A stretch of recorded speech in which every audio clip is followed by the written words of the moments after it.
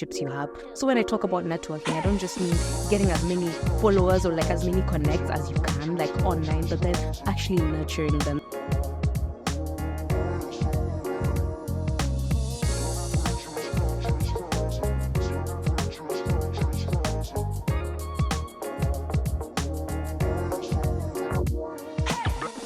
Welcome to IDP Real Talk, where we discuss real stories, real experiences, and what it's really like to be living in Australia. Today I have with me Alexis. Welcome to the podcast. Thank you, Prachi. Thanks for having me. I'm so excited to be here. I'm excited to have you on, and I have so many things to talk to you about today, but diving in, straight up, I want to ask you your story, your journey here, and how Australia happened. Oh, wow, how Australia happened. So it's a bit long, but then when I did come here, I had a bit of a soft landing because I came here with my mom and my baby sister. Oh, they were amazing. Like just getting me everything that I needed for the kitchen, my bedroom. Like being here and actually being alone was a different experience. But then now if I take you all the way back to like the decision to come to Australia, the reason is not the best. But then I did want to leave home like and just go as far away as possible because it took me like 2 days to get here. And I was just like, before my parents or anyone comes here, they have to think twice, so not once, but twice before they come here. But also, I decided to come here because of, I've been to different places. I've been to the US, the UK, and I had those ideas, but then I didn't really like enjoy the vibe or like the experience. Okay, I love the experience, but then I was like thinking not in a school sort of sense. And when I thought of higher education, I was just like, okay, this is somewhere where it's good. And I actually chose Monash University because it especially in business school, I'm doing my MBA. It has like 3 accreditations for business, and I thought this is amazing, and it's one of the top schools. So I was just like, it has everything. And then Melbourne specifically, I knew the weather was going to be different. Like I knew it was going to be cold, hot. People tell me like it's 4 seasons, like in a day. But then I was like, I think I like that. And the change, the dynamism. Yeah. Amazing. So you chose Australia, and you have been here for how long? I've been here for about 3 months. Let's say 3.5 months. I came in July, like the end of July. Wow. So yeah, it's not been that long, but I'm enjoying it. I'm loving the experience. Amazing. And how's your experience last 3 months been studying at Monash? Oh, actually, Monash is really good. If I'm being honest, they're very supportive, especially with like, there's something called Monash Connect, Career Connect. When I didn't know what units to take, the staff is really supportive. I don't think I've ever been to a university that's that supportive of you, and I really enjoyed it. Monash, you should call me. I'm gonna be your ambassador and spokesperson because this video, I love Monash. Yeah, I enjoy. Oh, that's amazing! I'm so glad to hear that. How long is your MBA program for? It's for 2 years, so I think you'll be seeing me graduating in 2025. Hopefully. Wow, that's not that far to go. Yeah, it's not far to go. Speaking of Monash, what role do you think academic institutes play in nurturing an entrepreneurial mindset among students? Well, as I said, the support. First of all, I would say it in like the one opportunity, the resources and the support. First of all, they provide that opportunity for students to actually come, and especially since I'm doing a Master of Business and specializing in entrepreneurship, they have this program called the Fast Track program, and it actually nurtures students who are in that entrepreneurial space and like builds them up. It's like fast. So like, it's not like a crash course, but then they provide you with all the essentials for becoming an entrepreneur. And I think that's so important. Like they nurture you, they grow you. It's phenomenal. Amazing. So that would include soft skills. Yes. As well as hard skills, obviously. Yes, especially soft skills. I'm really good at my soft skills in terms of communication and everything. But then in terms of hard skills, that's something that I'm getting used to. Because when I came here, it's funny. When I speak to other students, I ask them, oh, so what did you do in your undergraduate? They're just like, oh, I was in mechatronics. Oh, I was in engineering. Oh, I was a computer scientist. I'm just like, oh my gosh. Like, we're around amazing people. So it's good to be in the space of like, we're all winning and we're all just thriving in whatever we're doing. I love that. Mm-hmm. One of my favorite things, having studied here as an international student, was just, feeding off of other people's energy and the passion they bring. It's really inspiring to see students so passionate about different subjects, but I'm so glad that you're having an amazing experience as well. Thank you. Reflecting on your expectations coming to Australia, what do you think about the experience itself? Do you think that it's been better or the same, and what does that look like to you? in my country, we have a saying, "Kwa ground vitu ni different," and that's like Swanglish. It means when you have this idea when you're coming into a different place, like it's going to be just rainbows and sparkles, and it was for the first time. Like for the first few weeks, the first month, it was, and then when you get in, you start seeing like, okay, a bit of the flaws. You become a bit disillusioned. Like you go through that whole phase, and it's kind of like I like that I've gone through that disillusionment phase, because I'm just like, okay, Alexis, I'm in a different country. There are a different set of rules. Let me learn them. Let me get to know. Let me learn about, I don't know, AFL. Let me go to the zoo and see like a koala. I don't know. It's just, absolutely. That is so true. And I feel like students that come here might have one idea, but then when they come here, they're like, oh my God, it is overwhelming. Yeah. Because everything that you do here is really dependent on what choices you make. Definitely. And the experiences that you have are, I feel like a lot of students would resonate with that are currently studying here for sure. Yes. Amazing. So I want to talk about a little bit more about your entrepreneurship side of personality and also public speaking, because I know you're so good at it. How can budding entrepreneurs proactively stay ahead of industry changes and adapt to a rapidly evolving environment? Yeah. So honestly, this is something that has been told from generation to generation, but then we're social creatures.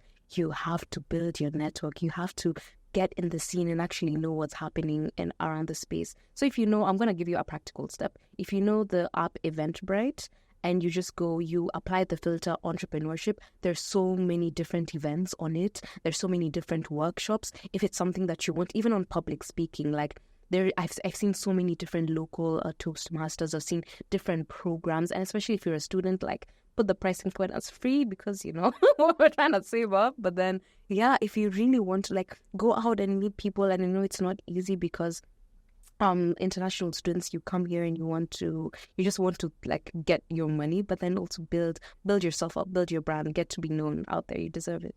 Absolutely. And this is what we were talking about before, wasn't it? We were talking about how students come here and they're working hard. Yes. They're working really hard. They're doing all their assignments. They're scoring really well on their exams, but they're not thinking about their online presence. They're not thinking about their portfolio. They're not thinking about building a website, something to show that they stand out from the crowd. And then personal branding comes into the picture. Yeah. What are your views on that? Oh, I love personal branding. So at first I thought it was a bit cringe as well. Like, why am I developing a brand that's for like other companies, or like why am I trying to be someone I'm not?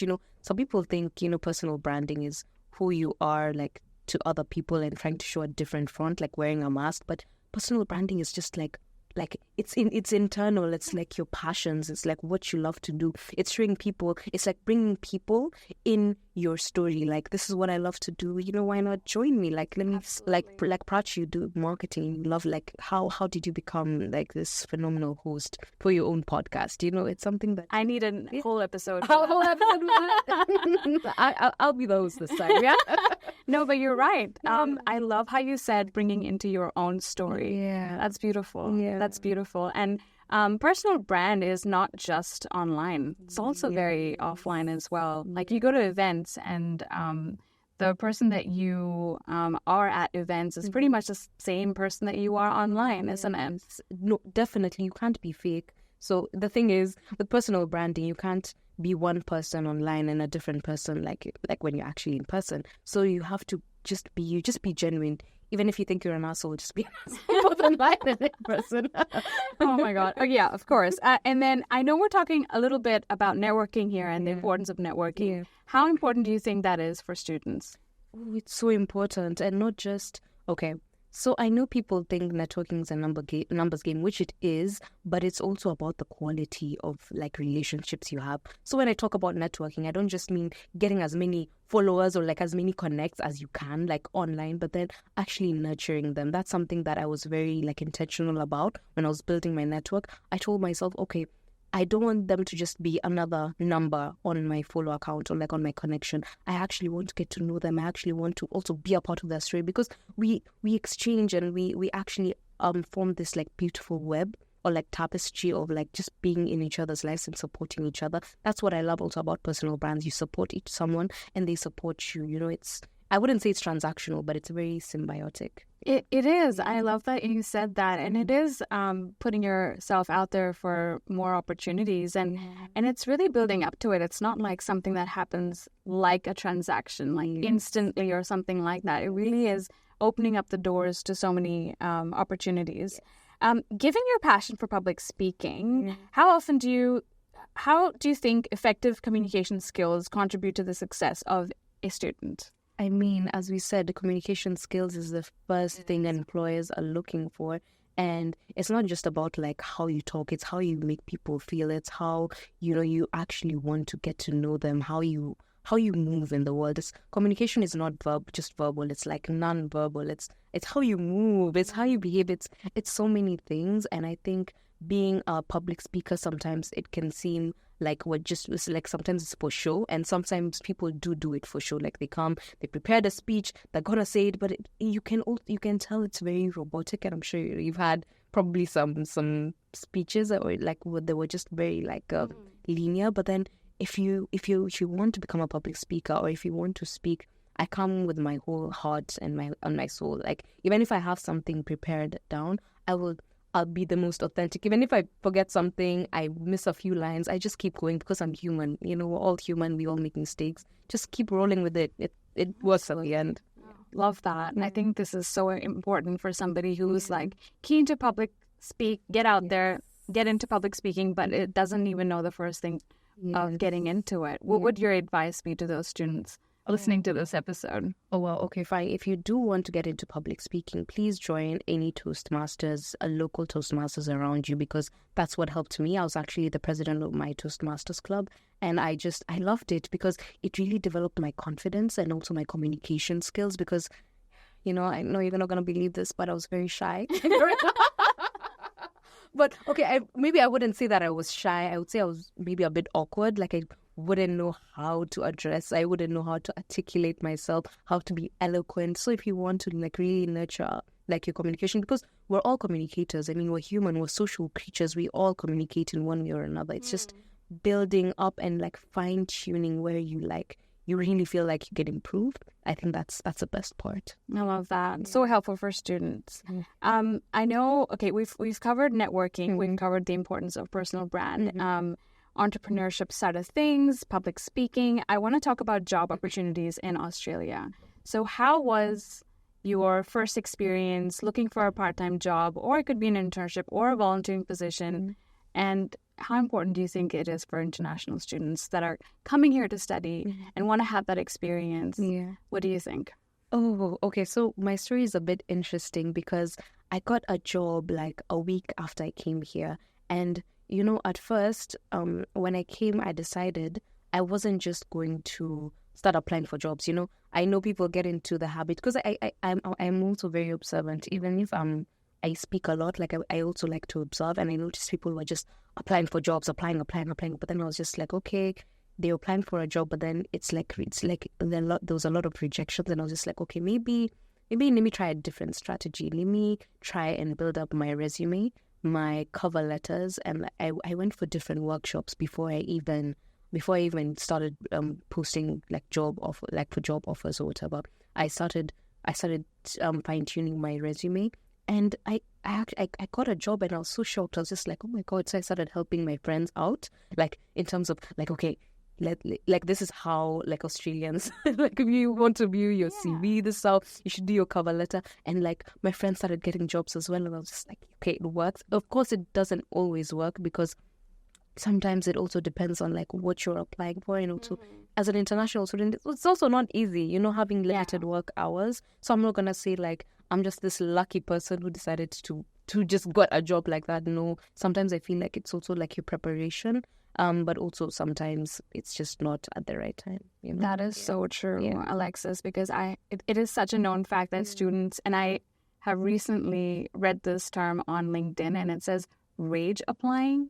People rage apply for jobs so that they get a job, but that's not going to help them because it's not customized. It's not no effort's been put in. Do you know what I mean? Personalized. I love that, because especially with cover letters and like of course even with your CV, when your bio should be different for different jobs that you're applying for. So if I'm applying for a marketing job, it should have like a different, like my marketing experience. You should also be very like have the stats. You know, people just have very generic very generic CVs. But then like if you really want to do something, like have some backing, you know, that will make you credible, and people will be like, okay, this is different, you know. Absolutely. Just coming in, but they're coming in with their evidence. Yeah, so that really boosts you. How was your first experience here? I know it's been three months. Yeah. What is it like for you looking for that first part-time job? Or it was really good. At first I was a bit nervous for some reason, because I've never really had a job. Like, I've worked for my dad and I've worked in different places, of course, while I was in university, but I've never like had like a job. I don't know how to say it, but then I've never had like a proper job, like not 9 to 5, but yeah, 9 to 5. And it was good. Like, let me tell you, the first month that I was here, like everything was just sparkles and rainbows. Like, I was so optimistic. So many opportunities were coming my way, because I think also if you know the term of manifesting, you know, I put myself out there, and like I tell the universe, you know what, bring to me whatever is meant for me, and I'll accept it.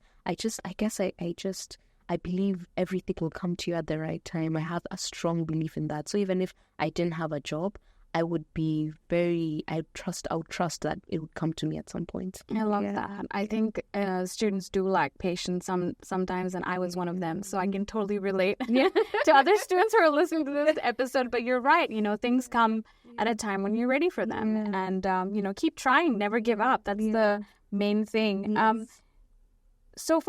My next question is more about challenges that you've faced as an international student, and what advice would you share with other students, and are there any specific things to avoid? Challenges as an international student. So after the first month I did have the job, I had to leave because of university. Like, also university kicks in and you start getting really busy. So at first I didn't have a job, and I was just like, okay, what are the next steps? I wanted to know how to balance myself between, like, if I do start working again, how do I balance school? How do I balance work? And then I also started like missing my family a lot. You know, that's something I feel like as an international student, we always go through it. I actually had a friend who was going through like a depressive period because of that. Like, you start to realize, oh my gosh, I'm alone. Yeah. And like, even if you have your friends, like, there's something about a family. And I know some people maybe don't have like a good family background at home. So you're just like, you don't even have anyone. So I completely understand when people come here and they actually feel like there's no direction. That's a challenge I faced, especially after I was just doing school. I had a lot of time to think, and like I got into that spell, like that of overthinking, overlooking. So it's this girl with the bright eyes and everything, I started to dim a bit. You know, I started to be like, maybe I'm not cut out for this. So, you know, maybe I don't even deserve it. You know, that voice in your head, that negative voice was just kept poking me. And luckily I did get out of it, but then I understand how it happened. Yeah, I'm so sure students face that, and you know, I can relate to you on that, because been there myself as an international student. You know, I was telling you, the first semester I was ready to leave as well. So that hopelessness, that, you know, situation where you're homesick, I feel like it can really bring you down. But it's so important to remember that you're always going to come out of it. It's never something that's permanent. Yeah. I have that. Prachya, I can't wait to hear your story. Seriously. Yes. After this episode, I'm definitely gonna dive in. I want to talk about your career plans, and I know we're 2 years away, but still I feel like 2 years is nothing. I feel like time flies. I want to understand, and I know this could be very early on, you know, your degree completing, but regarding your career aspirations, what plans do you have? Oh, yes. So I do have a few plans. As I said, I was joining the fast track program, and it is for entrepreneurship. You will start a business. Like, that is a guarantee. So that's something that I'm looking forward to. I want to see what exactly I will start. And also I'm looking into actually building my portfolio in terms of public speaking. Like this is amazing. I'm really enjoying this, and I would like to also speak in other places, maybe speak in high schools, other universities, speak to other students, become a student ambassador, and just see how I can build myself from that level. And I'm also really interested in project management. I think I actually want to get a certificate on it, like to just so that I'm also more credible, and also just to start managing projects, because in school you have their different projects and the different jobs to do. So I think I'll go into that space, like being a program officer, being a project coordinator. I love that, like seeing some like your baby form and just like blue. I love it. Yeah. Oh my God, that is so exciting. And you know what, Alexis, it's been 3 months or something that you're here, and you've already achieved so much in my eyes, and I can already see you doing amazing things. So I'm not going to be surprised when you open up your business, and it's going to be amazing. I cannot wait. Thank you. We're coming down to the end of the episode. All right, I want you to think about this one. What is the one piece of advice that you would give students to take away from this episode? Ooh, okay. Yeah, that's a good question, Prachini. I think the one piece of advice is to embrace uncertainty, because coming here, people have a plan, and also I have a plan for my whole life, but then how that plan will happen, I think you just need to throw it away. Like the how, sometimes you just have to, life is improvisation. We can plan, and yes, we can get there, but we also just have to step back and say, you know what, whatever happens. And I think I'm enjoying that, like embracing the uncertainty. Like, before I came here, there was a week or so that I had a lot of doubt, because I wanted to control the situation. I wanted things to happen the way I had envisioned it in my mind, especially if you're like a type A kind of personality. You want things to go in a specific order, and then everything just went into shambles, and I was just like, okay, Alexis, let's do this. You can't control everything. Just embrace the unknown and just see for what it is. And I've been so happy and just so content with whatever comes my way. I love that advice for students. I think much needed for them to hear this, for sure. I'm so excited for students to hear this episode, and I'm sure they're going to take away so much. I want to hear what they think. So head over to our Instagram handle at IDPAUS to tell us what you think about this episode. But thank you so much, Alexis, for coming on and sharing your story. And I can't wait to see what you achieve in the next 2 years, 3 years, 5 years. I will be following you. Yes, thank you, Prachi. And we can't wait to hear your story as well. Because, it seems like you've gone from far, and you were an international student as well. You guys, this girl is amazing. Thank you so much. All right. Well, thank you for being on, and cannot wait. Yeah. See you again. Awesome. Wait, I want to thank, I do want to thank you, our producer, Damien. I want to thank our producer, Damien. He's a cool guy. He's the one making this video. So if you see all this nice content and the nice quality, He's the guy. Yeah, he's the one. Yeah. Awesome.